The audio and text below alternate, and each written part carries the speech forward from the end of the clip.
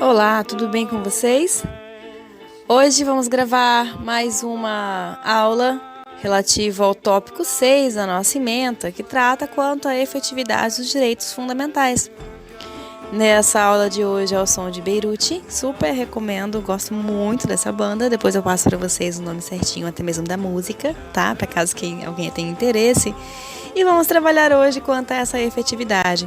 Já temos falado bastante quanto aos direitos fundamentais e agora nós vamos trabalhar rapidamente. Essa aulinha de hoje é bem curtinha, para lidar quanto a essa efetividade. Vou pedir para que analisem alguns pontos ou pedir ao final um pequeno exercício reflexivo que não haverá necessidade de entrega e vou destacar isso ao final da nossa aula, ok?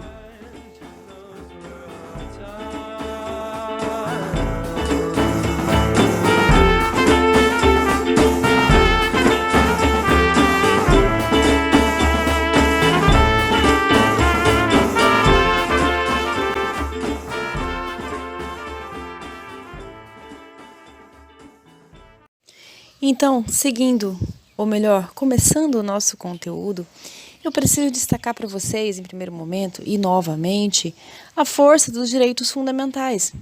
E esses direitos, eles são os mais importantes dentro do nosso ordenamento jurídico, não que os demais não tenham relevância, tá? Mas acontece que os meus direitos fundamentais, eles são basilares para o indivíduo, são basilares para o Estado democrático de direito. Seriam os direitos com uma maior carga de obediência, ou seja, ele vai colocar todos os indivíduos que compõem o Estado e que compõem a sociedade como um todo com o dever de obediência, com o dever de priorização de tais direitos. E, de novo, esses direitos fundamentais, eles são essenciais para que haja, então, a concretização da dignidade da pessoa humana. Já conversamos sobre isso em sala de aula, bem como num outro dia, que a minha dignidade da pessoa humana é um elemento de difícil conceituação.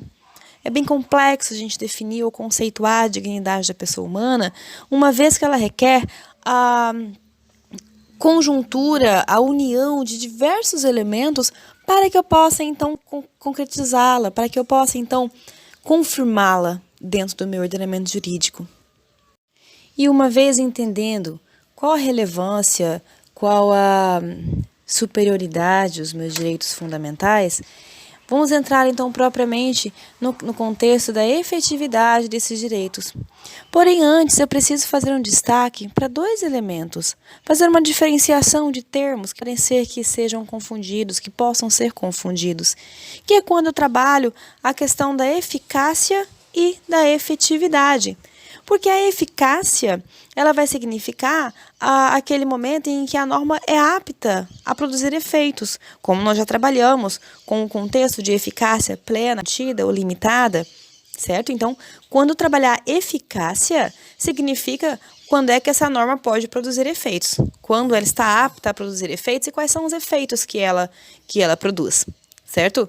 De um outro lado, a efetividade, ela vai remeter à ideia que indica a qualidade ou o caráter de tudo aquilo que está se mostrando efetivo em algum momento, tudo aquilo que está sendo executado, algo que deverá ser cumprido e está sendo cumprido.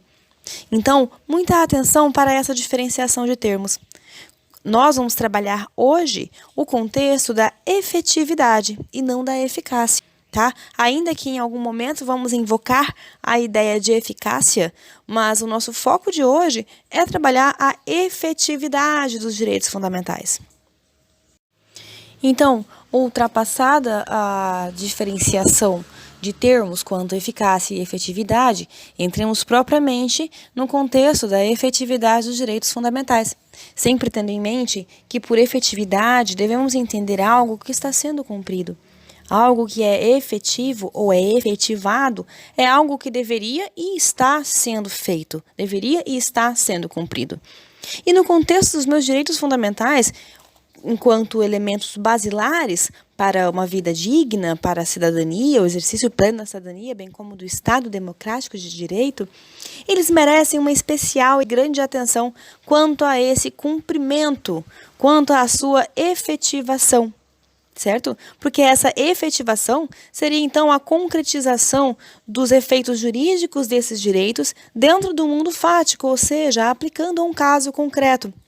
E esses direitos e garantias fundamentais, devo destacar que possuem aplicabilidade imediata, ou seja, aqui sim eu vou remeter ao contexto da eficácia plena, porque do ato da edição dessas normas, desses direitos e garantias fundamentais descritos entre os artigos 5º e 17 da Constituição Federal, principalmente os do artigo 5º, eles possuem uma eficácia plena no sentido de que, ao ato da edição da Constituição Federal, ao ato em que o texto constitucional passou a vigorar no país, eles já deveriam, então, produzir os seus efeitos.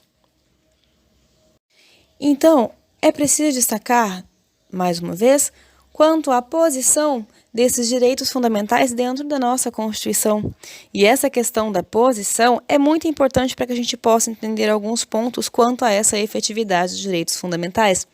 Estão dispostos entre os artigos 5º e 17 da Constituição. Porém, a doutrina, de um contexto geral, acaba divergindo quanto à efetividade desses direitos, porque ela coloca uma divisão em duas posições, sendo ela, a primeira, a efetividade iria se referir apenas aos artigos ao artigo 5º, ao que está descrito no artigo 5º, ou essa efetividade seria extensiva a todos os direitos fundamentais entre os artigos 5º e 17. Mas por que essa divergência? Vou lhes explicar. Essa divergência se dá no sentido de que o artigo 5º, basicamente, ele vai trazer direitos individuais, certo? Direitos relativos à pessoa, relativos ao indivíduo enquanto unidade, tá? E os demais artigos, entre o 6º e o 17, nós teríamos direitos coletivos, direitos sociais, direitos de cidadania, enfim, dentre outros, que estão descritos como direitos fundamentais. Então, a divergência doutrinária gira em torno de que, poxa, mas somente os direitos individuais devem ser observados num contexto de efetividade? Ou será que teríamos aí uma extensão a todo o rol dos meus direitos fundamentais? E para que possamos, então, superar essa questão, parte-se da ideia de uma interpretação, de uma leitura e interpretação literal do texto constitucional, porque prioriza-se para resolver esse problema doutrinário a localização dos direitos e garantias fundamentais. Essa localização topográfica, essa localização dentro do meu texto constitucional, ela está lá no meu título 2 da Constituição Federal. Esse título 2, ele é dividido em capítulos. O nome do título é dos direitos e garantias fundamentais.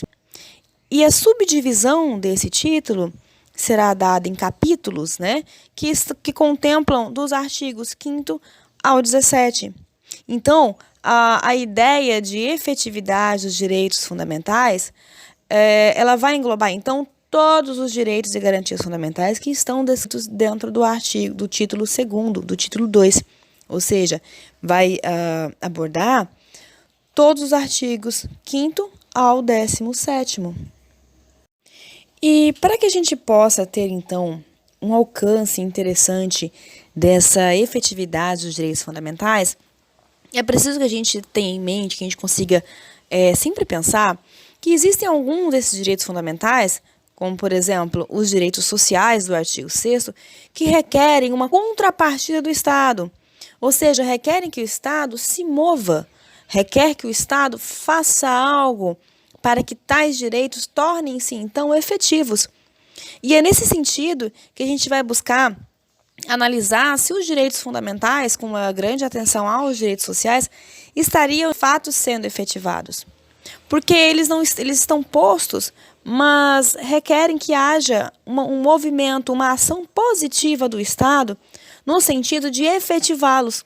Porque lá no meu direitos sociais, do artigo 6º, temos, por exemplo, direito à saúde, direito à educação, Por simplesmente o cidadão não tem condições de manter esse direito em vigor, fazer com que ele torne-se efetivo, se o Estado não fizer alguma coisa.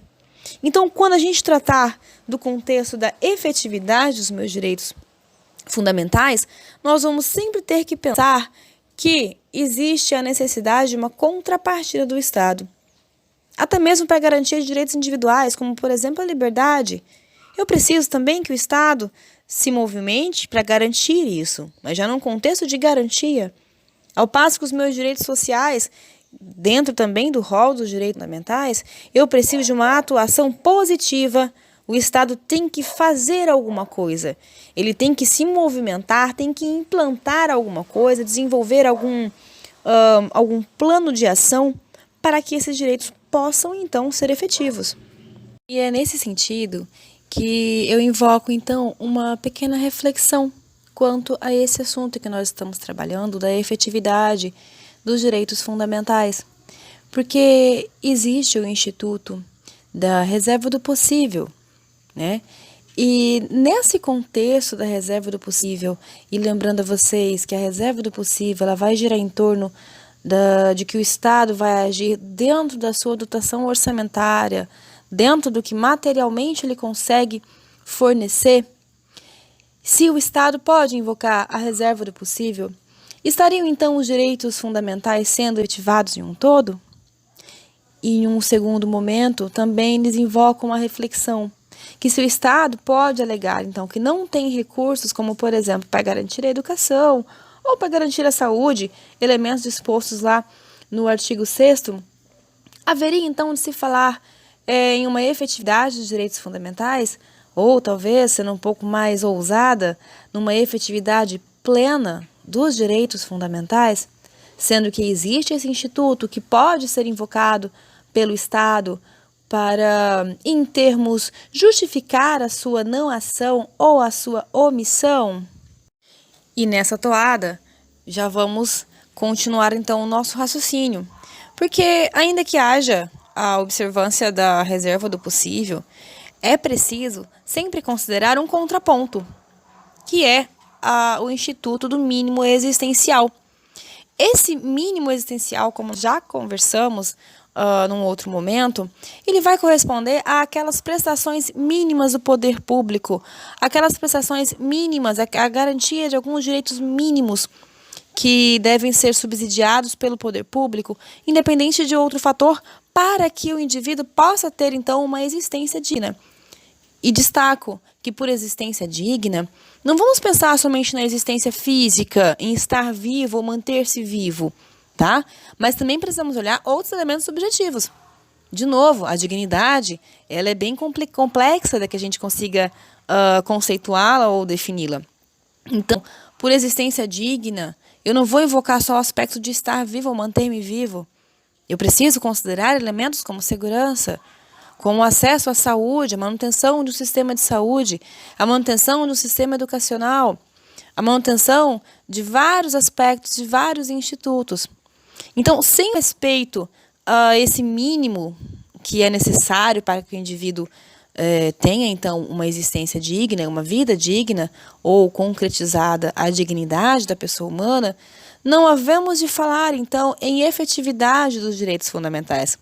É preciso que haja esse respeito a elementos, a dispositivos mínimos para que haja efetividade dos direitos fundamentais. Destaco novamente, ainda que possa haver a invocação do Instituto da Reserva do Possível. Porém, o mínimo existencial deve sempre ser priorizado dentro do contexto estatal, dentro de uma ação estatal. A Reserva do Possível, ela é um instituto reconhecido e constituído dentro do direito, porém, ela não poderá, então, ser utilizada como um obstáculo à concretização ou à efetivação dos direitos fundamentais. Essa ideia da reserva do possível, ela vem, em alguns momentos, justamente para limitar alguns excessos de exigências do cumprimento de algumas prestações estatais, como sendo os direitos sociais, né? Mas ela vai funcionar muitas vezes como um parâmetro para quando essa exigência de que haja um cumprimento efetivo da prestação estatal frente dentro do judiciário, frente ao Poder Executivo, possa então aquele julgador, aquele magistrado mensurar para poder decidir aquela demanda. No sentido de que, bom, peraí, você exige educação, ok, qual a prestação está sendo feita pelo Estado? É uma prestação razoável. Não, beleza, então podemos considerar que o argumento de reserva do possível está válido. De um outro lado, por exemplo, uma demanda no judiciário para, nesse contexto da educação,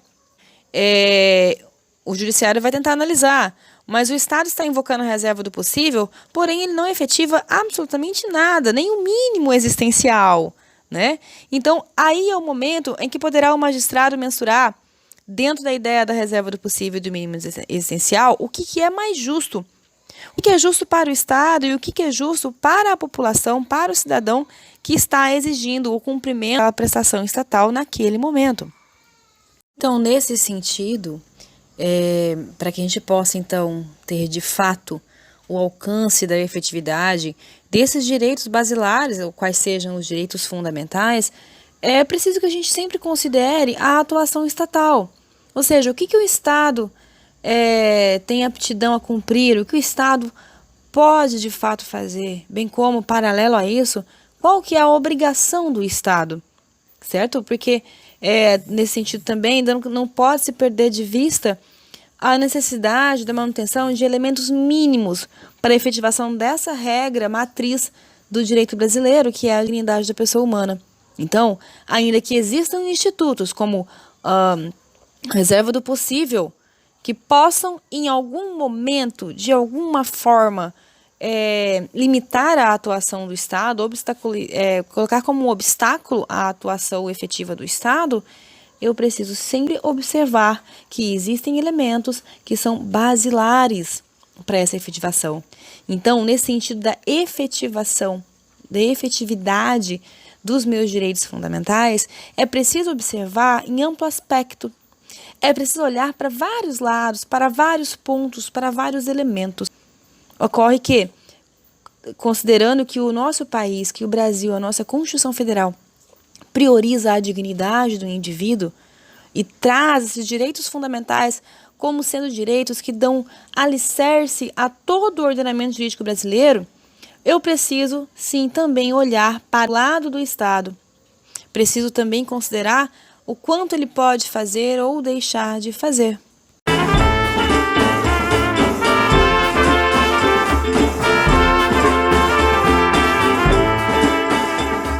E chegando ao final desse nosso conteúdo, dessa nossa aula de hoje, eu deixo para vocês aqui um exercício de reflexão quanto ao conteúdo. Claro, destaco no meu material que não há necessidade de entrega desse material, dessa atividade, desse exercício. Eu quero que, diante do que for explicado até então, bem como a leitura de materiais que eu já forneci, assim como dos livros que eu também já forneci, eu quero que você reflita. Os direitos fundamentais estão sendo efetivados no Brasil? E considerando a situação atual de pandemia por Covid-19, o poder público estadual, estamos falando a nível de estado, ok? Tem conseguido efetivar esses direitos fundamentais? O que eu quero que vocês façam é que reflitam esse contexto técnico que trabalhamos agora e coloquem uma visão mais prática do que nós temos hoje de realidade do Brasil e realidade do estado de Rondônia. Agradeço imensamente a atenção de vocês. Compartilhamos juntos hoje o conteúdo quanto à efetividade dos direitos fundamentais e até a próxima aula. Grande abraço a todos.